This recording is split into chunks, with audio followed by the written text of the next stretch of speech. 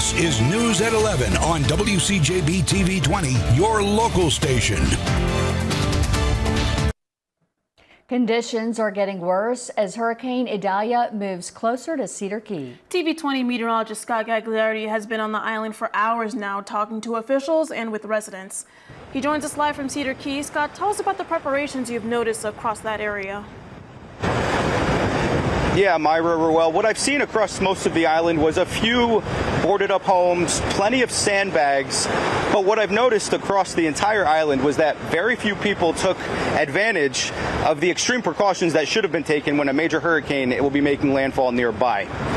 Now, we spoke with Mayor Heath Davis earlier, and he was also disappointed in what he saw. He wished more residents left the island, and at last check, we were told about 100 people refused to leave. Some residents we spoke to are leaving the island, said they did all they could in terms of preparations. I put sandbags up last time. I went over there and dug all those bags full. Spent hours working on it, and I still got water damage.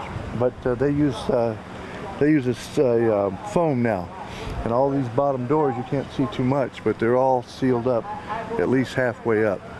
And then we'll have to unseal them afterwards, but that should give us a little bit of protection. Other than that, you know, we're going to have some damage. We'll just deal with it, rebuild. And it seems the majority of residents listen to the evacuation orders, but there are still serious concerns for those who have stayed here. And as you can see, the conditions here in Cedar Key are very clearly deteriorating pretty quickly. We're beginning to see the first outer band of what is major hurricane, or what will be major hurricane Idalia by landfall. And you know, we've talked about the island, we've talked about the coastline throughout most of the day today, but areas very far inland are going to be seeing serious situation over the next coming hours by landfall tomorrow morning.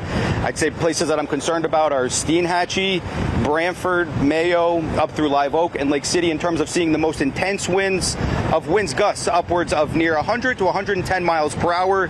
We're definitely getting some very intense winds right now, the strongest that we've seen throughout the entire day. Wind speeds, at least right now, I would say are sustained 40 to 50 miles per hour, gusting to at least higher than that. The rain is beginning to fall, and this is just the very beginning from what we're going to see throughout the entire night. It's going to be a long night, so make sure you're very patient. This is not a sprint, this is a marathon. And when we wake up in the morning, we're going to start to see some of the damage that this has caused across most of our area. But for now, we're going to send it back to the studio with Chief Meteorologist Bill Quinlan. That's right. We've been watching this system intensify over the last several hours, getting just the edge of Category 3 status. But the forecast now is to make it to Category 4 with 130 mile per hour sustained winds as we head through the early part of the morning hours as it approaches now the Taylor County coastline. That will be the brunt of the force with this system as far as wind field goes, but the rest of north central Florida will feel it down the line as well. Take a look at the 11 o'clock advisory. 110 mile per hour winds. Movement to the north at 18. Central pressure has dropped even more so from the last advisory from 10 o'clock down to 958 millibars. So continuing to see strengthening of this system. And we look at the radar view here across the area with a lot of heavy rain and bands moving in from Sarasota to Fort Myers up towards Tampa Bay and continuing heading towards Cedar Key. We're just looking at Scott. He's just starting to get the outer rain bands there. The conditions will begin to deteriorate there. As a matter of fact, how far are we from that system? We'll go from the eye of the storm, which is very well defined right now, up to Cedar Key. We're about 140 miles from Cedar Key.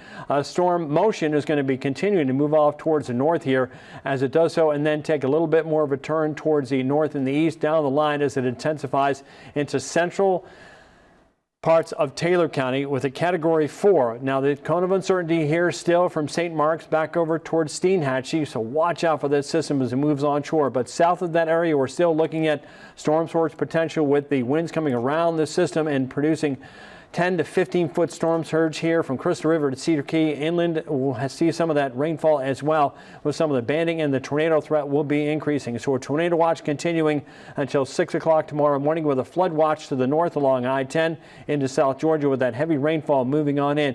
Just some scattered showers out there now, nothing too heavy. Most of the wind just starting to arrive from Crystal River back over to Cedar Key with that band. You can see here's a live look at Steenhatchee right now. Quiet weather even at Cedar Key. The rainfall moving in with with the potential for that wind also moving into there with a wind gust out of the east at about 30 miles an hour. Wind gusts officially at the weather station 26 over at Cedar Key, but offshore we're looking at 50, 60, 70, or 80, 100 mile an hour winds. Expect to see that moving our way as we head through the overnight with storm surge potential anywhere between 12 to 15 feet. Even the East Coast could see 1 to 3 foot storm surge with an onshore flow later on tomorrow.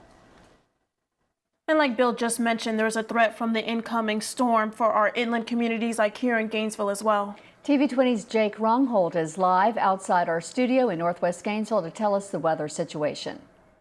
Yeah, that's right. I'm outside of here of TV20 in Northwest Gainesville, and as you can see right behind me, the wind is starting to pick up a little bit. It's been raining on and off here. In fact, I went out at 7:15 this evening, and a wall of rain just blanketed the area of Gainesville, and that is the kind of scene that you're going to see tonight and overnight and then all day Wednesday at that point. And it's that kind of thing where if you are having these kind of conditions at this point, we want you to be sending your photos to WCJB.com and click on submit pictures or videos, and we'll make sure to air it here on TV20. However, please don't try to go into harm's way just to get a good shot here. We are also taking that advice. In fact, I am just a few feet from standing is the shelter where we are supposed to go if things start to get a little unfavorable for us. And then at that point, when you post that, just remind yourself to be able to continue watching our coverage and seeing our live coverage online for our Idalia live blog for the latest. Jake Rungholt, TV20 News. The World Equestrian Center reached capacity tonight, and horse owners in Ocala will need to look for somewhere else to put their precious cargo. The owner of DeBoer Equestrian Farm in Ocala is giving shelter to horses ahead of Hurricane Idalia. She was helping bring horses to WEC until it reached capacity. Now she's bringing some to her own farm. The farm's owner says she's glad to give back to the Marion County community, especially when many horse owners don't have any other options due to the cost of transporting horses. Transport being a really big cost. And when something unexpected like a hurricane comes up and they don't have, $100 or $200 for a transport, I don't feel that anyone should be, left to just suffer with their animals, out in the elements. DeBoer wants members of the equestrian community to know they are not alone and they can support one another during storms like Hurricane Idalia. Mandatory evacuation notices are in effect today for many residents across north central Florida. Alachua, Levy, Sewanee, Gilchrist, Union, and Dixie counties are all under these evacuation notices. Alachua County residents living in mobile homes will have to evacuate if they live in flood-prone areas. Emergency management officials have released that mandatory evacuation notice this evening. Levy County residents living in mobile homes, recreational vehicles, coastal communities, and low-lying areas are also being told to evacuate. Their evacuation notice went into effect at 4 p.m. If you live in a mobile home, a trailer, or structurally compromised home in Sewanee County, you are also being required to leave. Their notice went into effect at noon. Every Gilchrist County resident is under a mandatory evacuation notice. That went into effect today at 4 o'clock. Emergency management officials are warning residents of Cat 3 winds. Sheriff's officials in Union County say residents living in mobile homes in the county need to evacuate to a storm-safe home or shelter in the area. There's also an evacuation order for residents in Dixie County. Officials are asking Dixie coastal residents to evacuate due to a possible storm surge of 8 to 12 feet. Putnam County officials are telling residents to consider evacuating to a shelter tonight. This notice is not mandatory. And for those evacuations, the shelters are open throughout north central Florida. Gilchrist County residents can go to Trenton Elementary. A pet-friendly shelter is open at Bell Elementary, and a special needs shelter is available at Bell High School Health Academy.